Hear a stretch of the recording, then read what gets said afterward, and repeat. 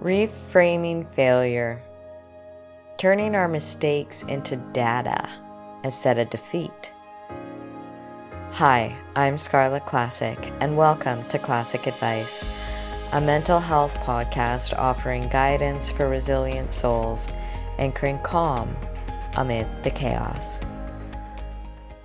It's interesting that reframing failure is the topic of today's episode, because this is the second time I've recorded this episode, and I very rarely do this. I very, very rarely will re-record an episode. It never happens.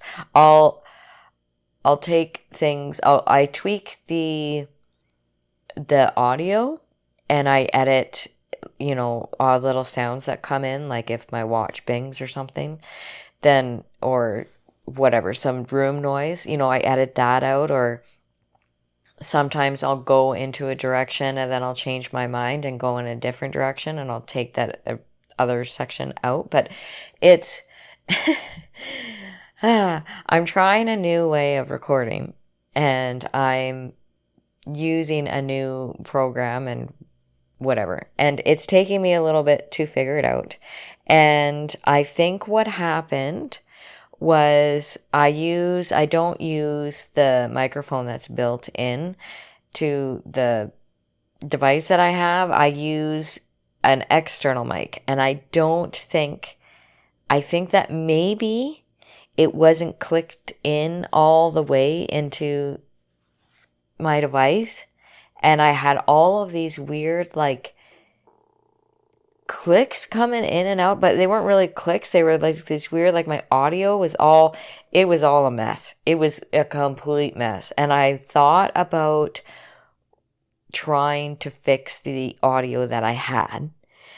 And then I was like, this is going to be such a headache. It probably would be faster for me to just re-record it and then edit an audio that's clean and nice, then, so, and it reframing failure. So yes, is it frustrating that I have to re-record and talk about the exact same thing again?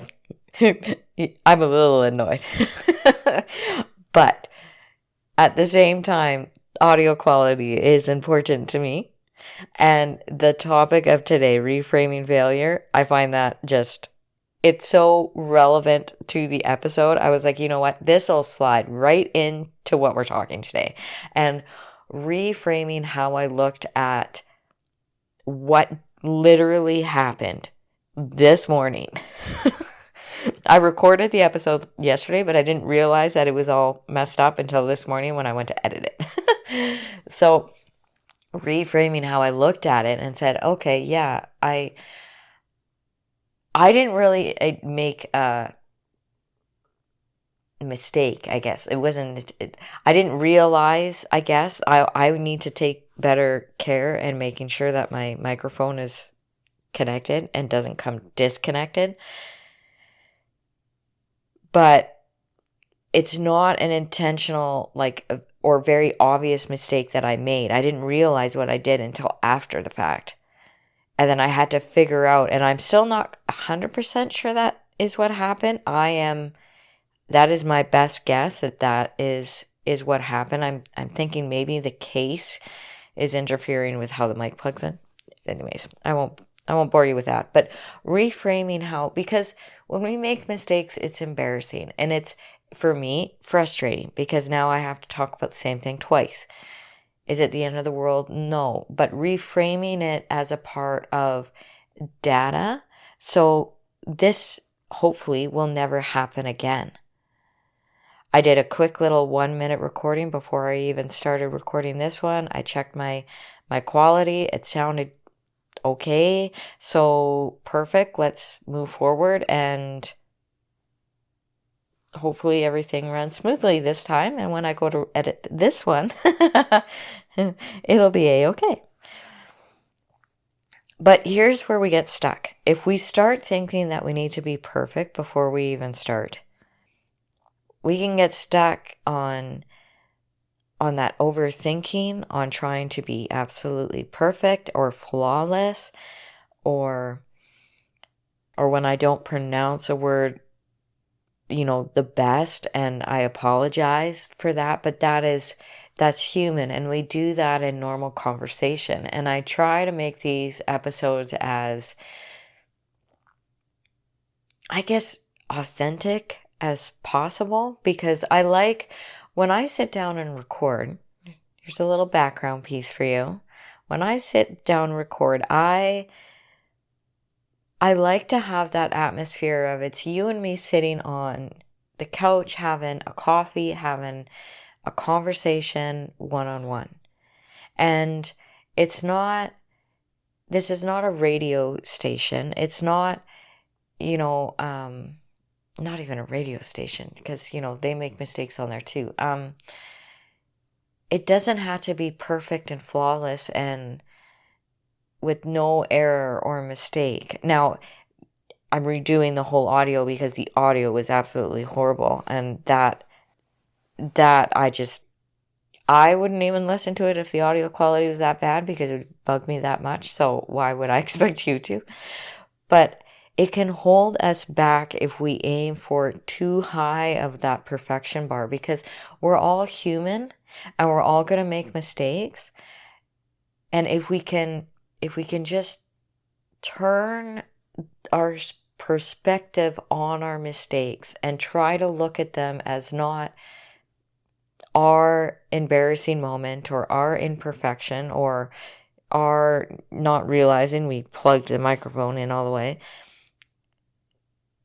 to data, so that I pay more attention to my microphone next time I hit record. I test it beforehand to make sure that my quality is okay, that I'm not getting that misconnection, right? Because if we get so hung up on perfection, the danger of that is that we can not even start. And if we want to grow, and if we want to improve our mental health and grow as people in that, then we need to learn how to take our mistakes with a positive attitude, so that we can learn from them, because perfection keeps us stuck. But that turning of the perspective and seeing our mistakes as data instead of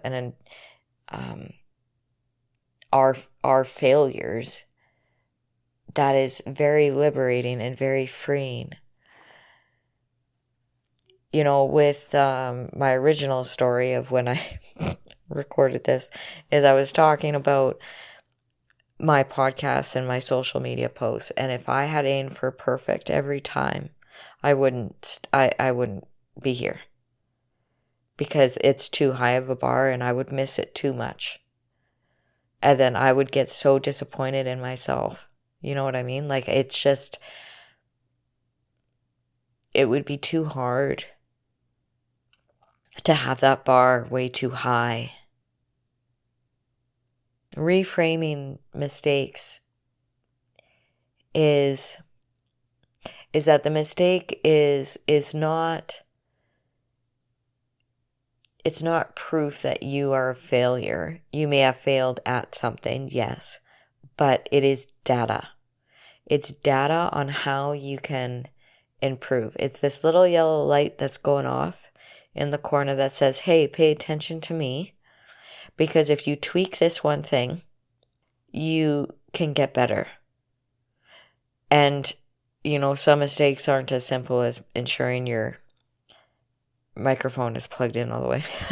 Sometimes it's a lot harder, like learning different coping techniques for our mental health. It's an ongoing process, and it's a learning curve, and learning curves are just that. They take a while before they become habit. So depending on what because you might see that sliding back into a bad coping technique as being a failure or a mistake.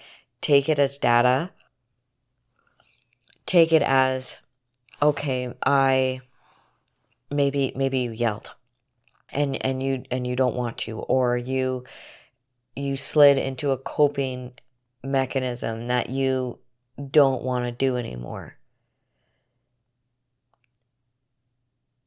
And you want to change it into something different. When I had depression, something that I really struggled with was the spiral thinking down and really negative thought, and feeling like I was a complete and utter failure, that I was unlovable, that I was unworthy, that I wasn't enough the way that I was. And that spiral down, I had to learn how to stop that thought pattern, and I had to learn and really believe that I am enough. And when people walk away from me, or when people don't love me, it's not a reflection that I am unlovable. And that spiral thought pattern down, that, and my current husband was a big part of me getting over my depression, because he reinforced in me that I was lovable the way that I am, because he stuck by my side through all of it, and kept telling me how much he loved me and all of that, and my son, so that really helped me get through that hard time. But changing that spiral down and thinking really negatively about myself, I had to learn how to change that. So my point in all of that is that sometimes, as you're listening to this particular episode, you might be thinking, if you're struggling with something like that, well, how can I turn this into data? How can I turn my feelings that I am a failure, or that I am a mistake, into data? Is quite hard. But that's why learning to love yourself just the way that you are. And sometimes people will walk away, sometimes people will be cruel, sometimes people will be mean, and that is their actions and what they are responsible for. And learning to love yourself the way that you are, and working on yourself, listening to a mental health podcast is great. Learning about yourself, working on yourself, those are all really, really difficult things to do. But turning it into data. Let's reframe what a mistake actually is. A mistake isn't proof that we failed. It's data. It's information that we didn't have before. So instead of asking, why did I mess up? Ask, what is this trying to teach me? And I had to do that for this episode. Well, okay, my audio is all messed up. What can I learn from this? And maybe what I need to do is start taking my device out of the case before I plug my microphone in. It might be as simple as that. As much as I don't, like taking it in and out of the case all the time, if I can't get the connection right, maybe that's something I need to do. Really paying attention, making sure that I don't move when I'm recording, so that it doesn't become disconnected, if that makes sense. Every mistake is feedback if we're willing to learn from it. And that willingness part is a big key component.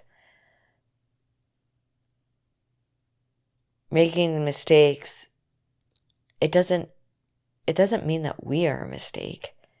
It means that we're human, because every human makes mistakes. When we sit and ruminate on mistakes, that's when it starts to feel really personal. I could have ruminated on how the previous audio was just a mess. And I could have stewed on that for a while, but whatever. I mean, I didn't realize that my microphone, if that was what the problem, I didn't do it on purpose. And sometimes, in relationships, one person will misunderstand you and they get really hurt, but you didn't hurt them on purpose. You're just two different people that see things in a different light, or you just were so caught up in what you were doing, you didn't realize. We're all humans, but staying and ruminating on it is a spiral that goes down, that is a hard train to get off of once you're on it. So that's why I bring that up, because ruminating on that will make it's like you're just replaying it and judging yourself and picking it apart piece by piece, and that's not moving you in a positive direction. That's not reframing it in data. That is a stewing. You made a mistake, but it doesn't define who you are.